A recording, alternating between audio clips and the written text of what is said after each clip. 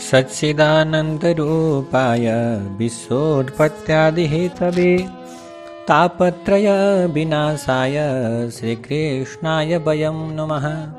नारायणं नमस्कृत्य नरं चैव नरोत्तमं देवीं सरस्वतीं व्यासं ततो जयमुदीरयेत्।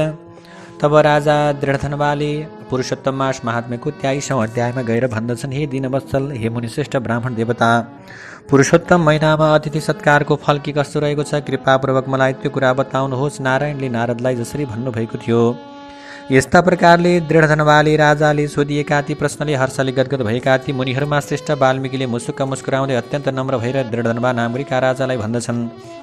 वाल्मीकिले भन्छन्, हे राजा शार्दूल, राजाहरूमा सिंह समान पराक्रमी पापहरूलाई नाश पार्ने कथा अब हजुरले सुन्नुहोस्।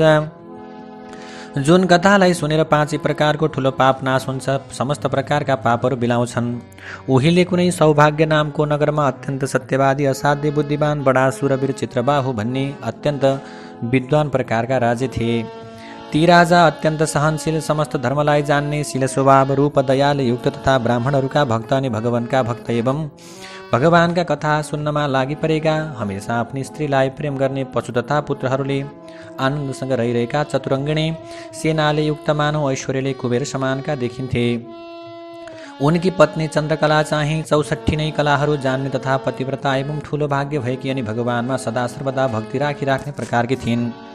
त्यस्तै ती पत्नीका साथ ती जवान राजाले पृथ्वीको राम्रोसँग शासन गरिरहेका थिए। भगवान श्रीकृष्ण भगवानलाई छाडेर ती राजाहरू देवताहरूलाई जान्दैन थिए। एक दिन कुनै दिन पृथ्वीका पति ती राजा चित्रबाहुले टाढाबाट आएका मुनिहरूमा श्रेष्ठ, अत्यन्त प्रकारका श्रेष्ठ अगस्त्य नाम गरेका मुनिलाई देखे। पृथ्वीमा लम्बसार परेर ढोगेर विधिपूर्वक उनको पूजा गरे अनि भक्तिपूर्वक आसनमा बसाएर आफू ती मुनिश्रेष्ठका अगाडि बसी अनि हात जोडेर विनयले अत्यन्त नम्र भई मुनिश्रेष्ठलाई भन्दछन्। राजाले भने, आज मेरो जन्म सफल भयो, आज मेरो राज्य पनि सफल भयो, आज नै मेरो घर सफल भयो। जो तपाईँ कृष्णचन्द्रका सेवक आज मेरो घरमा पाल्नुभयो, आज म अत्यन्त प्रसन्न भएको छु। हजुरले देख्नुभयो मलाई, त्यसैले हजुरले देख्दा मात्रै हेर्दा मात्रै पनि मेरा समस्त पापहरू नाश गरिरहेका छन् प्रभु।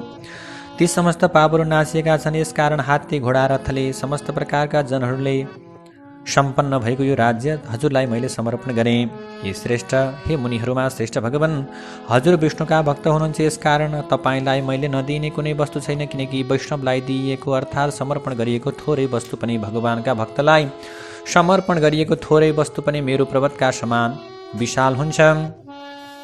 कौडीकै बराबर भए पनि कुनै प्रकारको अन्न यदि कसैले दान गरेन भने अथवा भगवानका भक्तलाई दिएन भने त्यो दिन त उसको बेकार नै रहन्छ भनेर वेदमा पारङ्गत भएका समस्त मुनिहरूले पनि भन्नुभएको छ। जो कोही पनि ब्राह्मणहरू यदि विष्णु भक्त छन् भने ती सबै नै पूज्य हुन्छन्।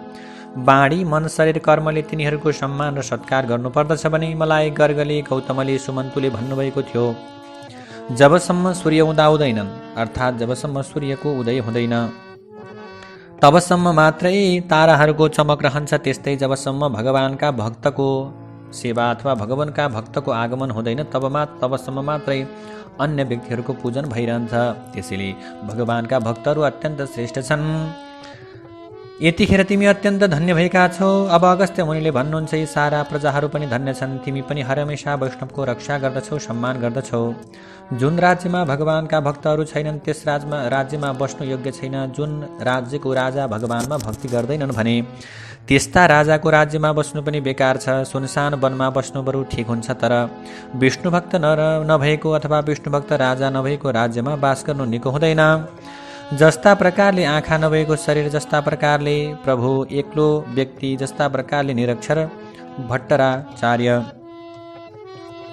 जस्ता प्रकारले पटक्कै नपढेको ब्राह्मण निन्द्य हुन्छ, त्यस्तै प्रकारले भगवानका भक्त नभएको राज्य पनि निन्दनीय मानिन्छ। जस्ता प्रकारले दारा नभएको मत्ता हात्ती अनि जस्ता प्रकारले पखेटा नभएको चरा, जस्ता प्रकारले दशमीले विद्ध एकादशी बेकार बताइएको छ, त्यस्तै नै वैष्णव नभएको राष्ट्रलाई पनि बेकार मानिएको छ। जस्ता प्रकारले कुश बिनाको सन्ध्या अनि तिल बिनाको तर्पण, पेसाका लागि देवताको सेवा जुन प्रकारले बेकार छ, त्यस्तै नै वैष्णव नभएको देश पनि अथवा भगवानका भक्तहरू नभएको देश पनि बेकार छ। जस्ता प्रकारले प्रभु अब जस्ता प्रकारले जहाँ भगवानका भक्त छैनन् त्यहाँ बसिरहनु राम्रो मानिँदैन। जो राजाले सदा सर्वदा श्री कृष्णचन्द्रका चरणारविन्दको सेवा गर्दछ सज्जनहरूले त्यसैलाई सच्चा राजा भन्दछन्, अर्थात् त्यो नै राजा सच्चा कहिन्छ। त्यसको राज्य हमेशा उन्नत रहन्छ र त्यसको प्रजा सदा सुखी भइरहन्छन्। आज मैले तिमीलाई देखेँ, त्यसले मेरा आँखा पनि सफल भए। आज भगवानका बारेमा तिम्रा साथ जो कुरा बोल्न पाएँ त्यसले मेरा वाणीको पनि सफल भएको छ। हे राजन, मेरो आज्ञाले यो राज्य तिमीले नै गर्नु। मैले तिमीलाई राज्यमा बसाल्ने, तिम्रो सदा सर्वदा कल्याण भइरहोस्। लौ म त जान्छु भनेर यति भनेर हिँड्नका लागि तयार हुनुभएका मुनिहरूमा श्रेष्ठ अगस्त्य ऋषिलाई चित्रबाहु नाम गरेका राजाकी ती पतिव्रता पटरानीले अत्यन्त भक्तिका साथ साष्टाङ्ग अथवा प्रणाम गरेर उनको सेवा गरेर अत्यन्त राम्रोसँग प्रणाम गरेन। त्यसपछि अगस्त्य नाम गरेका मुनिले भन्नुहुन्छ, हे कल्याणी, सधैँभरि तिमी सौभाग्यवती रहिरहनु, भक्तिपूर्वक पतिको सेवा गर्ने गरे। ती गोपीहरूका प्यारा श्रीकृष्ण चन्द्रमा तिम्रो भक्ति सदा सर्वदा अटल रहिरहोस्। यस्ता प्रकारको आशीर्वाद दिने भएका ती अगस्त्य मुनिलाई दुवै हात जोडेर अनि विनयपूर्वक झुकेर चित्रबाहु राजाले फेरि भन्दछन्, हे विप्रेन्द्र, मैले के कस्तो पुण्य गरेको थिएँ र यतिखेर मलाई यस्तो प्रशस्त प्रकारको ऐश्वर्यको प्राप्त भयो, लक्ष्मीको प्राप्त भयो। यो अकण्टक यानि कुनै शत्रु नभएको राज्य मलाई कसरी प्राप्त भयो? यस्ती पतिव्रता पत्नी कसरी प्राप्त गरेँ? हे ब्राह्मण श्रेष्ठम, यो सबै वृत्तान्त मलाई बताइ बक्सियोस्। म तपाईँको शरणमा परेको छु, किनकि हे मुनीश्वर, हत्केलामा रहेको अमलालाई झैँ तपाईँले सबै कुरा जान्नुहुन्छ। यस्ता प्रकारले राजाले आग्रह गरिएका ती मुनि श्रेष्ठ अगस्त्य मुनिले एकाग्र चित्तमा बडो सावधानीपूर्वक राजा चित्रबाहुलाई भन्न थाले। अगस्त्य नाम गरेका मुनिले भन्दछन्, हे राजन, मैले तिम्रा पूर्वजन्मका सारा चरित्रलाई देखिसकेको छु। आज म सबै त्यो पुरानो कुरालाई, वृत्तान्तलाई, इतिहासलाई तिम्रा साथ बताउँछु, कहन्छु। पूर्वजन्ममा तिमी अत्यन्त राम्रो चमत्कारपूर्वमा प्राणीहरूको हत्यामा लागिपरेका निपुण शिकारी शूद्र जातिका मणिग्रीव नाम भएका एउटा व्यक्ति थियौ।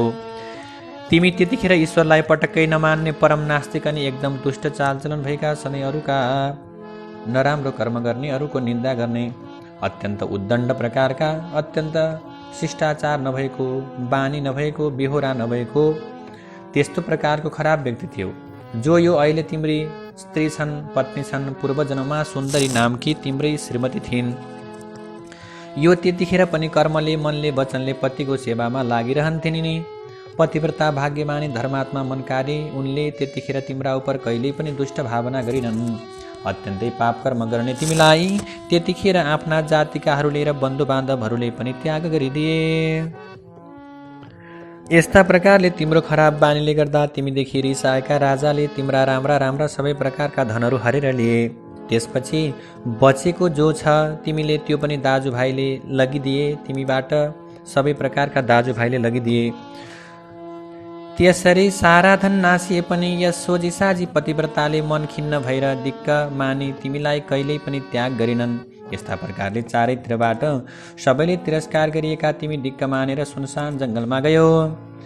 जङ्गलमा गएपछि त्यहाँ अनेक प्रकारका प्राणीहरूको हत्या गरेर आफ्नो जीवन निर्वाह गर्न थाल्यौ। यस्ता प्रकारले आफ्नी पत्नीका साथ वनमा रहिरहेका तिमी, मणिग्रीव नाम गरेका तिमी, कुनै दिन मृगको मांसलाई भक्षण गर्ने इच्छाले धनु उठाएर अर्थात् धनु लिएर धेरै नै सर्प र मृगहरूले भरिएको जङ्गलमा गयो।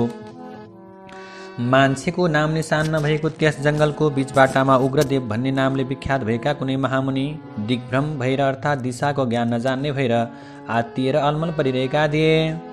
यस्तैमा सूर्य दिनको ठिक बीचमा पुगेपछि अर्थात् मध्यान्तरको समयले तिर्खाले असाध्यै तडपिएर त्यही बीच बाटोमा उनी पछारिए र त्यसपछि त्यही मर्लान जस्ता भए। ती दिशा भ्रम भएका दुखित ब्राह्मणलाई देखेर तिमीलाई अत्यन्त दया लाग्यो र ती ब्राह्मणलाई उठाएर साथैमा तिमी आफ्नो वासस्थानमा गयौ। तब दुवै दम्पतिले ती दुखित ब्राह्मणको राम्रोसँग सेवा गर्यौ। त्यसपछि ती महायोगी उग्रदेव एक मुहुर्त यानि 2 घडीपछि जुन ठाउँमा होसमा आएका आश्चर्य माने, म त वहाँ थिएँ, कसरी यहाँ आइपुगेँ भनेर उनले प्रश्न गरे। कसले त्यो वनको बीचबाट यो अर्को वनमा ल्यायो? अनि मणिग्रीव नाम गरेका ती ब्राह्मणलाई भन्यो कि अत्यन्त सुन्दर तलाउ पोखरी हो। यसमा पद्मिनी कमलिनीको फूलले सुगन्धित शीतल जल पानी छ। हे ब्राह्मण देवता, त्यहाँ त्यसको शीतल जलमा नुहाएर आफ्ना समस्त प्रकारका दिनहरूलाई परुवा हिँड्नकी यानि दिनको पहिलो भाग गर्नुपर्ने कर्महरू गरिसकेर फल भक्षण गर्नुहोस् र सफा शीतल पानी पिउनुहोस्। यतिखेर मलाई रक्षा गरिनु भएको तपाईँ सुखपूर्वक आराम गर्नुहोस्। अनि हे मुनि श्रेष्ठ, हजुर उठ्नुहोस्, कृपा गर्नुहोस्। फेरि अगस्त्यले भने, तब थकाइ मेटिएकाले होसमा आएका ती प्यासले व्याकुल उग्रदेव ब्राह्मणले मणिग्रीवको वचन सुनेर जुरुक्क उठे। अनि अहो हे चित्रबाहो, हे राजन, उसै मणिग्रीवको पाखुरामा समातेर तलाउको तटमा गएर बरको ठुलो रुखले शोभिएको त्यस तलाउको तटमा उनी आनन्दसँग निवास गर्न थाले, आनन्दसँग बसे। अनि ती ब्राह्मणले बरको छायामा बसी केही छिन विश्राम गरेर तलाउमा स्नान आदि नित्यकर्म गरिसकेर भगवान वासुदेवको पूजा गरे। त्यसपछि देवताहरूलाई र पितृहरूलाई पनि तर्पण दिएर स्वच्छ शीतल पानी आफूले ग्रहण गरे, पानी आफूले पिए। त्यसपछि ती उग्रदेव ब्राह्मण तुरुन्त आएर फेरि बरको फेदमा बसे। तब पत्नीले सहित भएको त्यो मणिग्रीवले अर्थात् मणिग्रीव दम्पतिले ती मुनिश्रेष्ठलाई भक्तिपूर्वक ढोक गरे र अतिथि सत्कार गर्न उत्सुक हुँदै विनयपूर्वक नम्र भएर यस्तो प्रकारको वचन बोल्न थाले। मणिग्रीवले भन्दछ, हे ब्रह्मन, मैले उद्धार गर्नका लागि आज तपाईँ मेरो वासस्थानमा आउनुभयो, मेरै उद्धारका निम्ति। हजुरका दर्शनले नै मेरा समस्त पापहरू बिलाए, नासिए। ती ब्राह्मणलाई यति भनेर अत्यन्त रमाएको प्रसन्न त्यो मणिग्रीवले आफ्नी प्रियालाई भन्यो, जो पाकेको र स्वादिला आँपहरू छन्, फलहरू छन्, ती सबै ल्याऊ, ढिलो नगर। अरू पनि कन्द आदि जो प्रकारका वस्तुहरू छन् तीहरू पनि ल्याऊ। आफ्ना स्वामीको वचनलाई सुनेर ती स्त्रीले, ती पत्नीले त्यस्ता प्रकारका राम्रा फलहरू र कन्दमूलहरू पनि ल्याएर रमाउँदै ब्राह्मण उग्रदेवका सामने राखेर नमस्कार गर्न थालिन्। मणिग्रीवले फेरि पनि ती मुनिश्रेष्ठलाई विनयपूर्वक निवेदनका साथ वचन बोल्यो, हे ब्राह्मण देवता, यी फलहरूलाई हजुरले स्वीकार गर्नुहोस्, हामी दम्पतिलाई कृतार्थ गर्नुहोस् अर्थात् सन्तुष्ट पार्नुहोस्।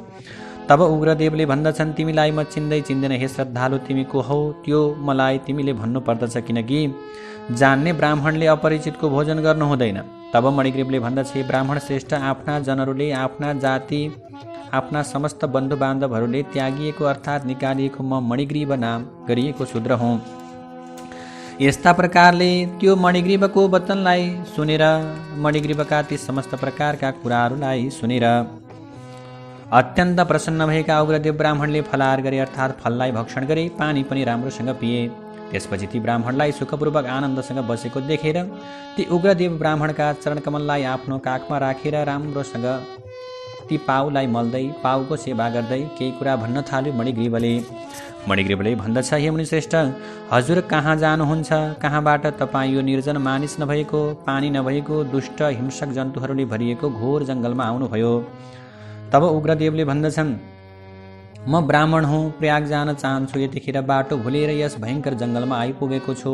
त्यहाँ म थाकेकाले र तिर्खाले व्याकुल भएकाले एकैछिनपछि मृत्युको मुखमा पर्छु अथवा मृत्यु हुन्छ कि जस्तो मरणासन्न भएको अवस्थामा बसिरहेको थिएँ अथवा बेहोसमा म ढलिरहेको थिएँ। तिमीले नै मलाई जीवन दियौ अर्थात् बचायौ, त्यसकारण हे मणिग्रीव, भन तिमीलाई म के दियौँ?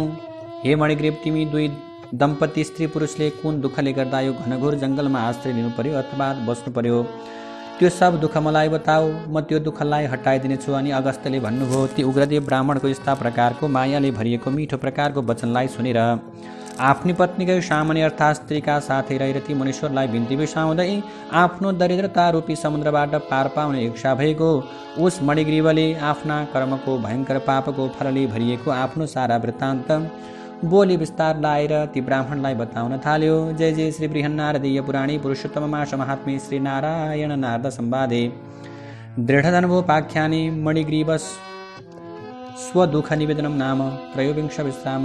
नारायण हरि हरि।